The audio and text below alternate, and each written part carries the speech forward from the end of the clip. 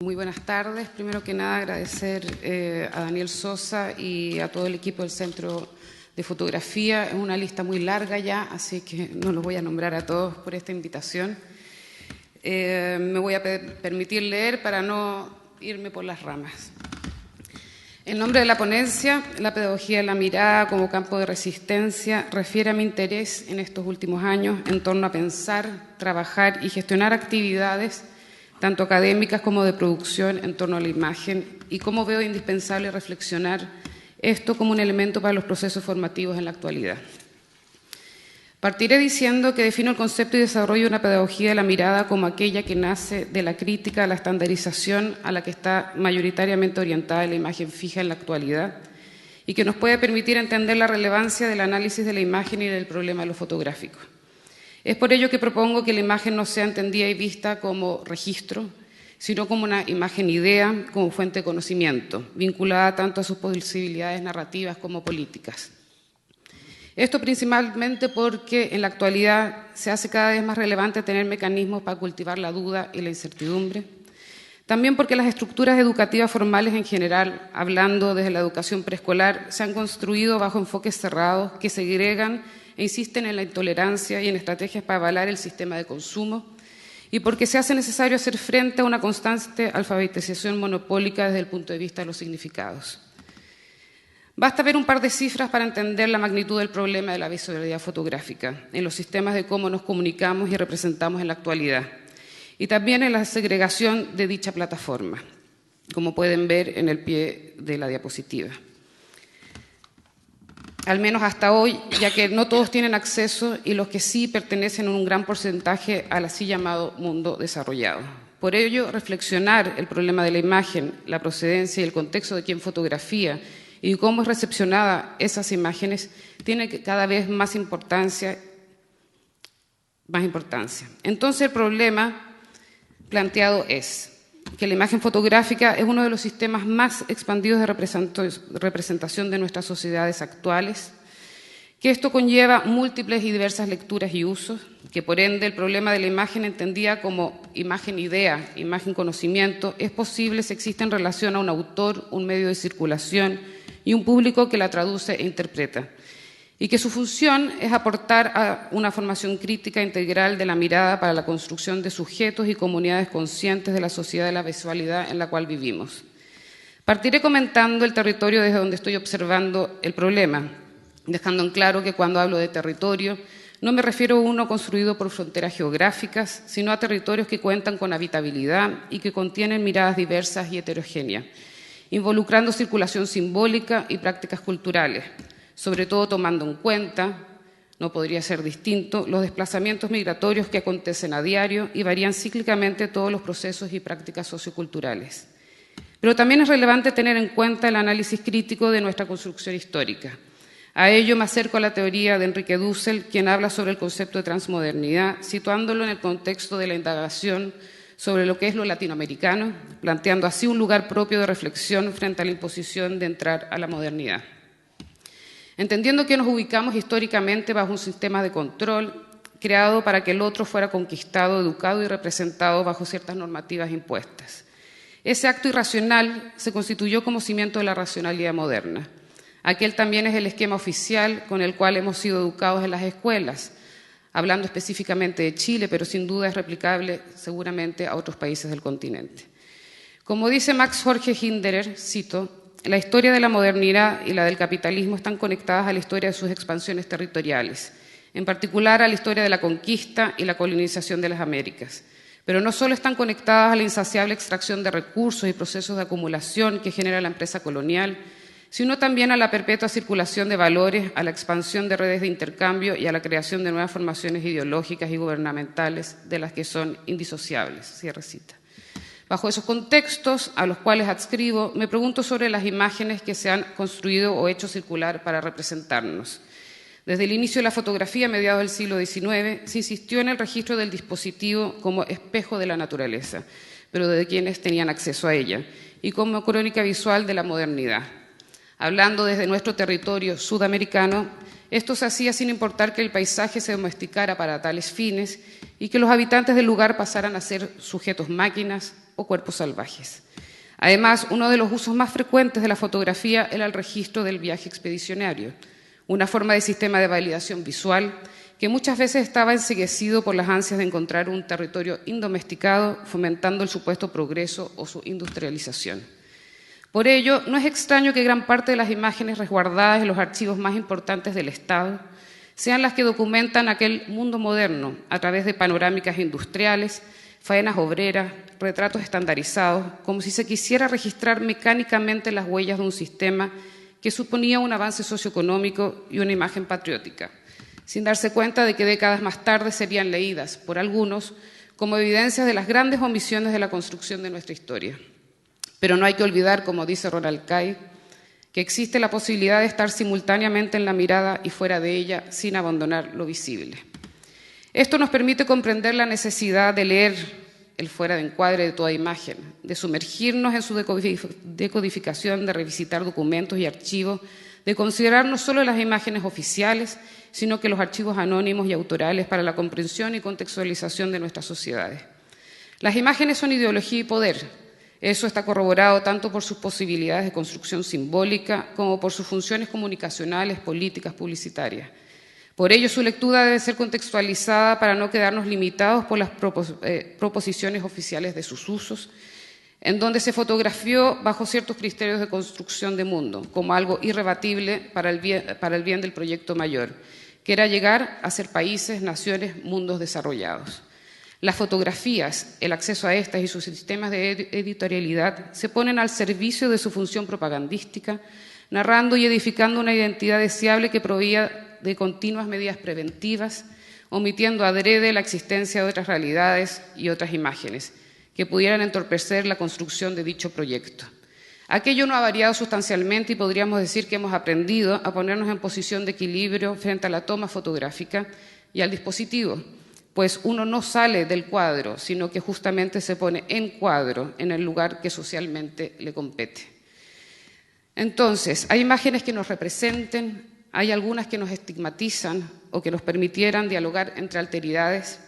Primero deberíamos tener presente si nos movilizamos culturalmente por anexión forzada, por ignorancia o por la necesidad de revisitarnos, sobre todo si entendemos que para que existan territorios simbólicos necesariamente deben existir vínculos con espacios culturalmente construidos. Lo que no hace más que señalar la relevancia que adquieren las lecturas críticas de los usos y efectos de la visualidad, sin dejar de considerar el tráfico de información y el riesgo de homogenización a través de los sistemas de representación visual, pues el uso que se les ha dado mayoritariamente a las imágenes fotográficas es el de una representación históricamente aprendida. Los medios de comunicación, la prensa, la publicidad, la propaganda, los sistemas de editorialidad han contribuido a exacerbar cierto tipo de imágenes que proveen acostumbramiento visual, que crean algo así como consumidores de estereotipos.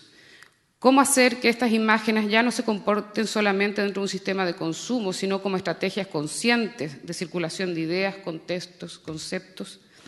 Esto entendiendo que las imágenes no son objetivas, que nos permiten realizar un análisis crítico de nuestras sociedades y lo más complejo, que son construcciones simbólicas que generan efectos de realidad.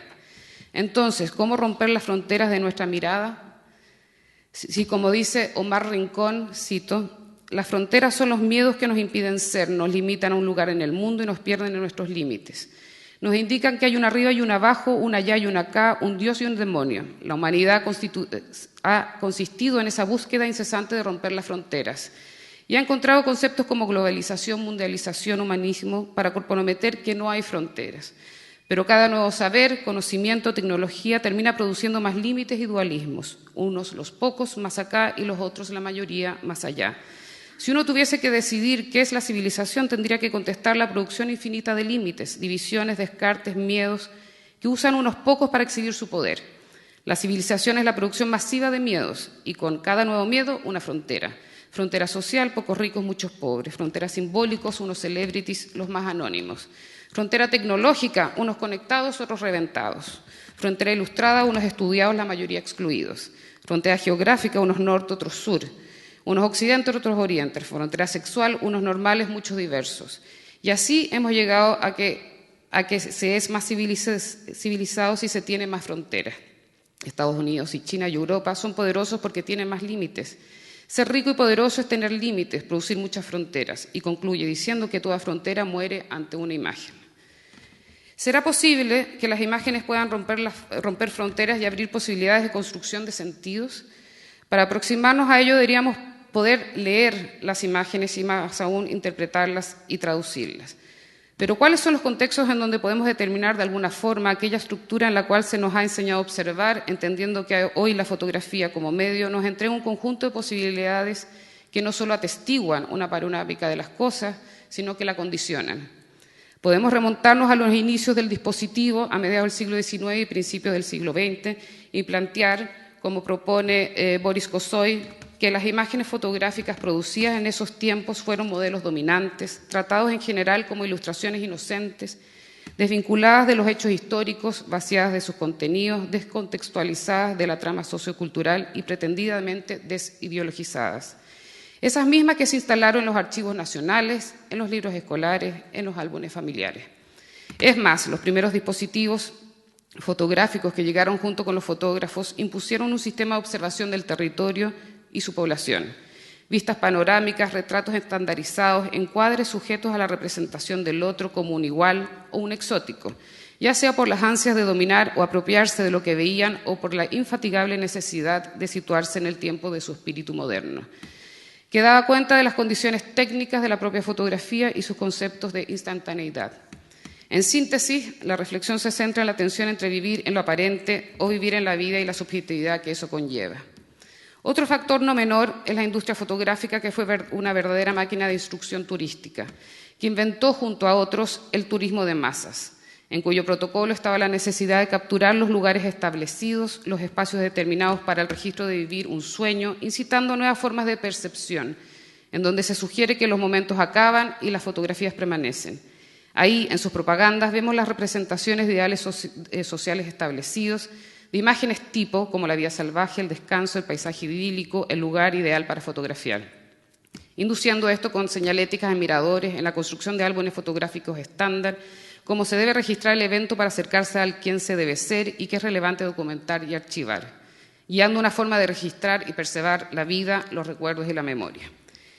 Desde imágenes de guerra hasta las selfies se construyen muchas veces bajo criterios y parámetros predeterminados. Al mirarlas en un espacio-tiempo cada vez más instantáneo y muchas veces desechable, las codificamos desde la superficie de lo que solamente es visible a los ojos, sin pensar que pudiera ser un efecto directo una realidad aparente. Este es el problema y lo que hace identificar la urgencia de acercarnos a la funcionalidad crítica de la fotografía.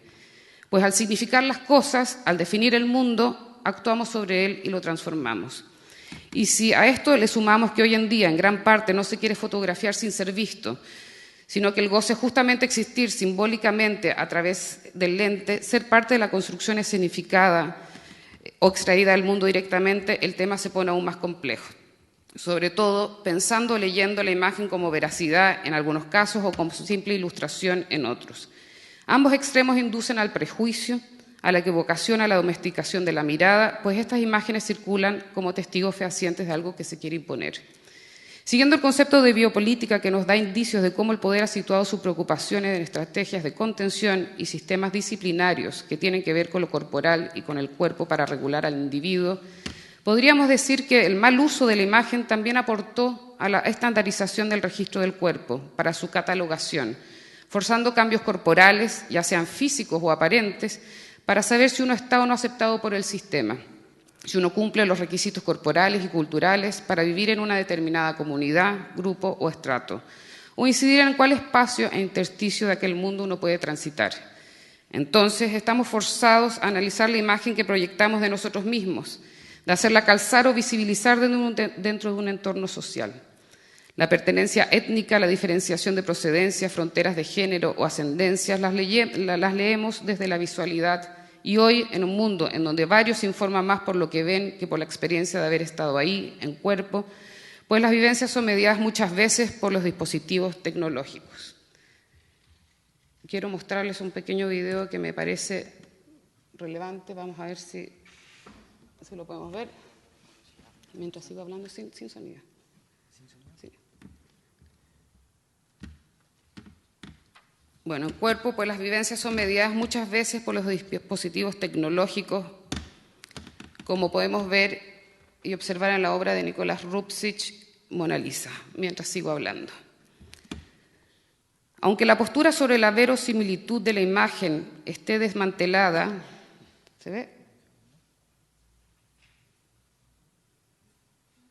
Y fundamentada teóricamente hace mucho tiempo, aún el escozor de su presencialidad hace dudar. Es así como pensar en una pedagogía de la mirada, partiendo por la incorporación crítica de la visualidad dentro de las políticas formativas, tanto la escuela como la que va dirigida a los públicos y a la mediación, son temas relevantes. La imagen que vemos no debiera remitir necesariamente al lugar de los hechos, sino a una narración de posibilidades sobre dichos sucesos, para poder convivir en un terreno complejo de realidades y ficciones entrelazadas. Ese acostumbramiento a lo visual que se construye a diario trabaja con estrategias para crear más consumidores y productores de imágenes, insertando epítetos visuales en la sociedad, léxicos que identifican muchas veces de forma sesgada lo que ocurre en la imagen. Y empezamos a describir sobre la imagen conductas, hábitos, comportamientos, lo exótico, lo contemporáneo, lo distinguido, lo autóctono, lo bello, lo indigno, lo rico, lo pobre, lo culto. Todos conceptos que tienen sus propias imágenes socialmente consensuadas. Y sin duda podríamos hablar de lecturas arbitrarias que muchas veces nos construyen conceptos prejuiciosos de aquello observado.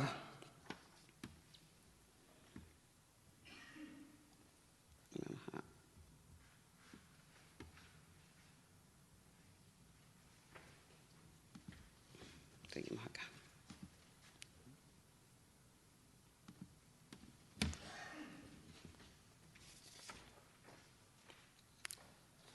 Para dar dos ejemplos de aquello, una imagen, brevemente dos imágenes que hablan del espacio del tema de lo indígena mapuche en Chile. La primera, una fotografía oficial del Gobierno de Chile para el Bicentenario de la República sobre la cultura mapuche, la herencia, ¿no?, patrimonial de la cultura mapuche. Eso es una falsedad, así no se construyen las casas de los mapuches.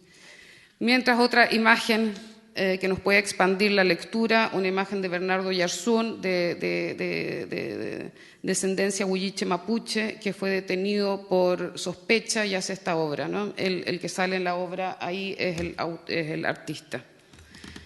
Y siguiendo, ya no es posible comprender cómo se accede a una cierta vida, a un estatus social, a un grupo o comunidad, sin decodificar las imágenes que de uno existen y que uno se construye del mundo. Por ende, no es extraño que estemos en un espacio donde las imágenes que circulan tengan espacios de visibilización o de invisibilización conscientemente construidos. Como por ejemplo, cuando Susan Sontag menciona a raíz del dolor de los demás que constantemente los cuerpos gravemente heridos del espacio de la guerra y la violencia, mostrados en las fotografías publicadas, son de Asia y África, hoy también podríamos decir América Latina, pero no de Europa o Norteamérica. Esto pues aquellos cuerpos malheridos, aquellas mutilaciones, aquellas violencias no se conciben como parte de una propuesta de mundo desarrollado occidental, pues rompería el esquema de racionalidad impuesto por dichas culturas. Es mejor esconder u omitir imágenes que se salen de los márgenes editoriales establecidos que variar la imagen que se tiene de la historia oficial que se ha construido. Otro problema es entender las imágenes como sistemas cerrados en sí mismos, sin contextualizarlas particularmente cuando éstas provienen desde ciertas estructuras de poder. Una imagen, un contexto, situación que difiere de la posibilidad de generar relatos, visiones complejas y lecturas amplias. Entender que las imágenes no son ingenuas, que están cargadas de información y densidades de lecturas. Por ejemplo, podríamos revisar una sola imagen de las últimas décadas, la famosa toma de Situation Room, la sala de crisis, sobre la captura de Osama Bin Laden, en donde podemos observar al presidente de los Estados Unidos, a la secretaria de Estado, a autoridades militares de alta jerarquía, entre otros, que se encuentran en un espacio bastante reducido. Se sabe esto por el ángulo de la toma y la longitud del lente utilizado. Todos, menos la jerarquía militar que ocupa el asiento principal, observan hacia la izquierda. Fijamente miran una pantalla. Esto lo sabemos no porque el aparato pantalla esté como objeto dentro del encuadre, sino porque la imagen circuló en forma paralela con este relato. Los que ahí posan están viendo en vivo y directo la detención y asesinato de Bin Laden. Hillary Clinton es la única persona que corporalmente demostraría el horror de lo que ahí acontece frente a sus ojos, colocando su mano derecha sobre su rostro descompuesto. Esta imagen fue la primera que circuló oficialmente la madrugada del 2 de mayo del 2011 como constatación de la muerte del líder de Al-Qaeda en Pakistán por fuerzas militares estadounidenses. ¿Qué más hay detrás de esa imagen? ¿Por qué es la primera en circular?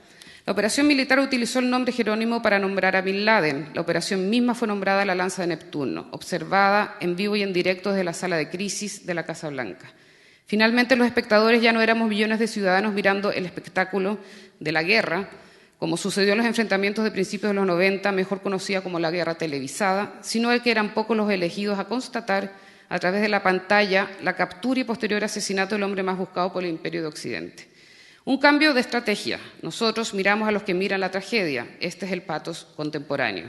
Mientras que ellos nombran lo ahí sucedido. Jerónimo, héroe indígena, Neptuno, Dios que gobierna los océanos y que tiene el poder de provocar catástrofes naturales de proporciones.